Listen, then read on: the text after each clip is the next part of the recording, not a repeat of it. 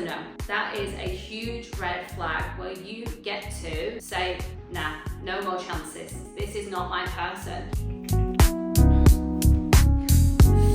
Hello, my loves.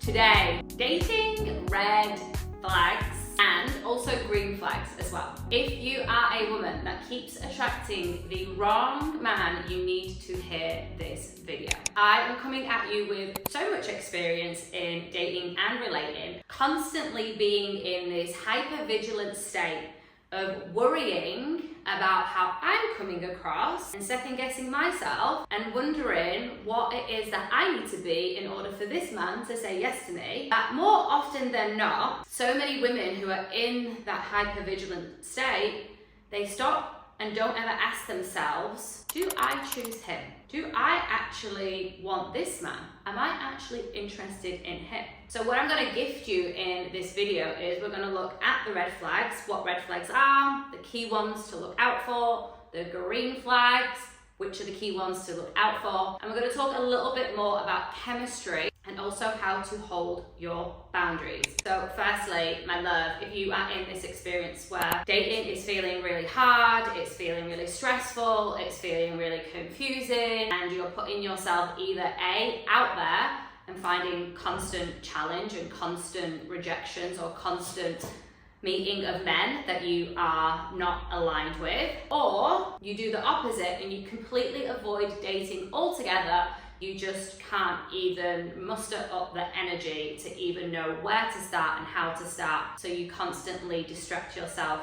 Most of the time I see women distracting in working. There's a whole host of other things. Distracting in going on holiday all the time, distracting in hanging out with your girlfriends all the time, all of the bits and pieces, anything to avoid going out and going on dates, feeling the tangles and pressures and lots of different nuances that can come up with dating. I just really want to touch a point on that because dating can bring up a lot of self-doubt, it can bring up a lot of fear, it can bring up a lot of pain from the past, and it's understandable why women put it off.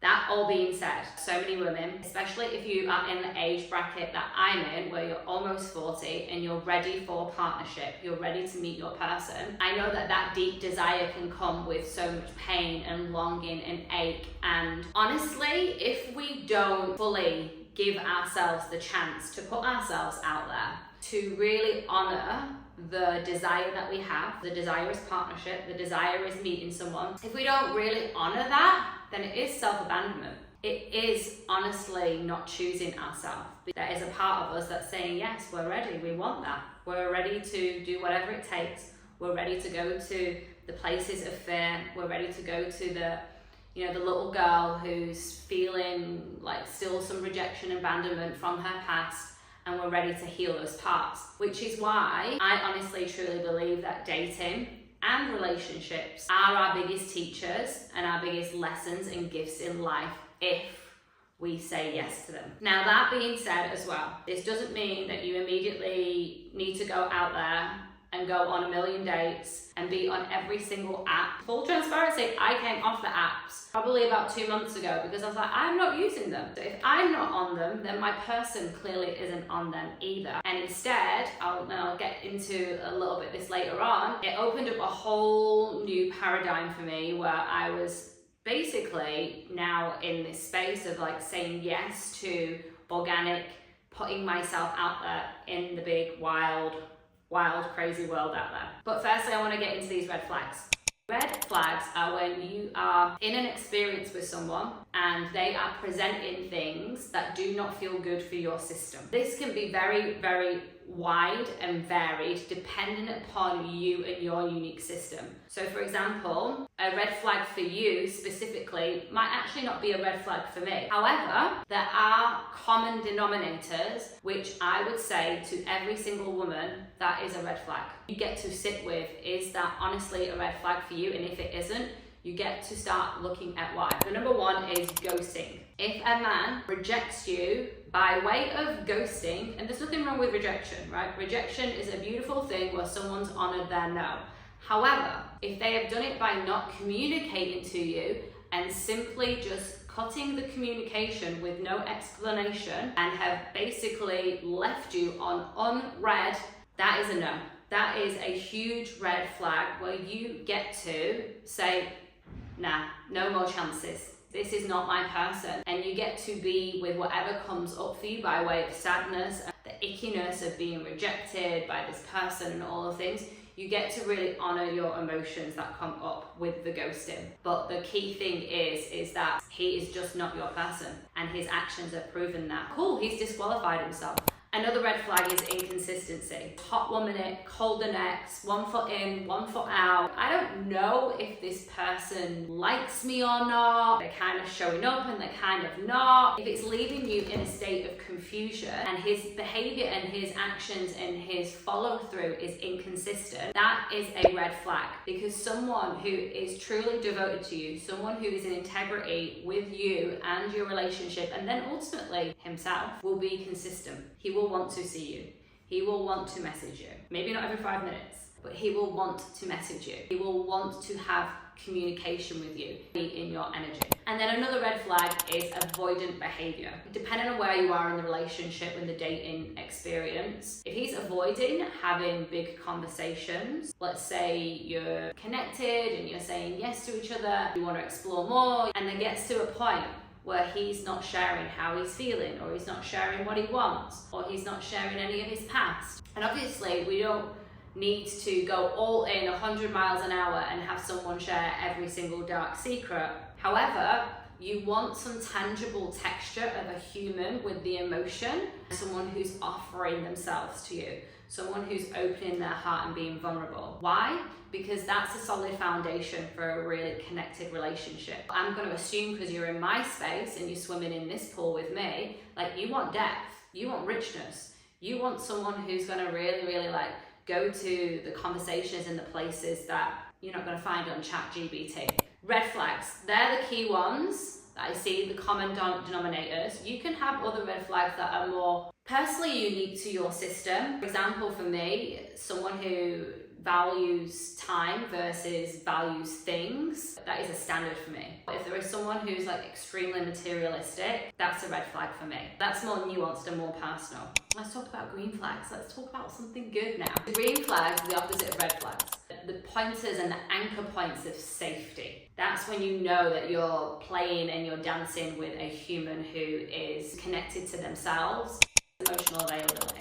Someone who can access their emotions and also share them. And hey, today I'm feeling tired and I'm feeling honestly a little bit tender. I'm feeling a little bit frustrated, a bit edgy, I'm feeling really on fire, I'm feeling really in the pocket, like I'm ready to go. Someone who has that range in their emotional availability, yes. And then direct communication. A man that can say the exact thing and be honest and be really courageous with his communication of sharing something, even if it feels a little bit edgy for him, even if it might not be the thing that you want to hear, but he's being really direct and he's being really honest, like, fuck yes. A woman just really wants to know. A woman doesn't like a closed loop mentally. So having a man that can just really honor that for her, that creates a new level of like deep safety within a woman where she can exhale, where she doesn't have to spend so much time in her head figuring it out. Let me know if that bit lands, because I know for so many women it's like, yeah, I just want to stop second guessing, I want to stop trying to figure him out. So having a man, direct communication, yes. Then this other one is one that it's less available in present day with men and women, deep presence. And the reason why is because we're living in a world where our mindsets have been hijacked. We've got devices everywhere, we have noises everywhere, we have pressure everywhere, the email, the text. We have so much outside of us that essentially is taking us outside of present moment, outside of our body, and saying, hey, be somewhere other than here in this present moment with whoever you're with. So really being able to find someone, and this goes for you as well, to bring this to the table, where switch off from the outside world and have a conversation between the two of you, and the listening is online. That person is devoted to you giving space to whatever it is that you want to share. Green flag. So I want to move on and just get into this next section about chemistry, because sometimes chemistry can be a tricky flag. And I found out the hard way. I found out through a 2-year-long toxic relationship with a beautiful man that was holding a lot of trauma. And hey, guess what? I was holding trauma as well. And this is where chemistry can often be confused. It's not necessarily true connection, it can be a trauma bond. And that's the bit where the red flags and the green flags and being aware of them in the minutiae can really prevent you in getting into a relationship where there is this trauma bond because of a past wound, the healing that hasn't actually been met with yet in each of those individuals. So I know for me, in my experience, my ex had a really painful past where he lost his girlfriend, and I also hadn't healed from my father leaving and being raised in a domestic violent household. So together, my abandonment wound and his abandonment wound and my betrayal wound, which was laid on top of my abandonment wound, all of that resurfaced when I met this man. Guess what happened? He ended up cheating on me with my friend. All of that came rising to the surface through what I thought at the time was a true connection. Now, trauma bond.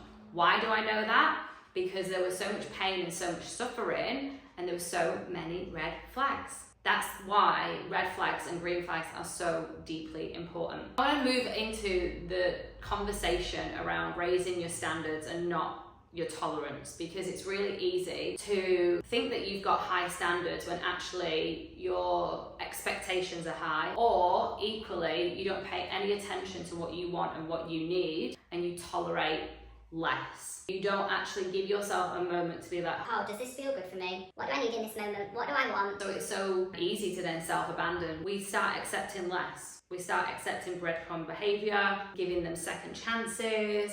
We start losing sight of ourselves because we've created an attachment into them and their behavior meeting us in a way in which we then will give ourselves the, oh, now we're worthy because he's changed. The point isn't in him changing. The point is in you healing and loving yourself enough to walk away from something that A, is no longer serving you because there's been constant red flags, or you just walk away because the relationship has run its course, it's run its time, you got your lessons, you're ready to get out of there. And that is the boundary that you hold for yourself. Because more often than not, people assume that boundaries are like, oh, someone else respecting what I'm saying and doing what I want and treating me in a certain way. For the most part, yeah, it is. It is how someone's gonna learn to love us. However, we have to love ourselves enough first to be able to show what we're available for. Not in what we say and what we request, part of it is. It's more so in how we treat ourselves, and it's an energetic. So that, you know, if something isn't feeling good for us, we can walk away from it. And we can walk away from it because we've held the energetic boundary within ourselves, the self-respect, the self-reverence, the self-love, the self-trust, that no matter what, if I walk away from this man, I've got myself. Because I love myself enough to walk away from someone who can't love me the way I want. I hope that this video landed for you. Please like, share, comment. I'd love to hear what landed for you, what your takeaway was. If you want more from my channel, then hit subscribe.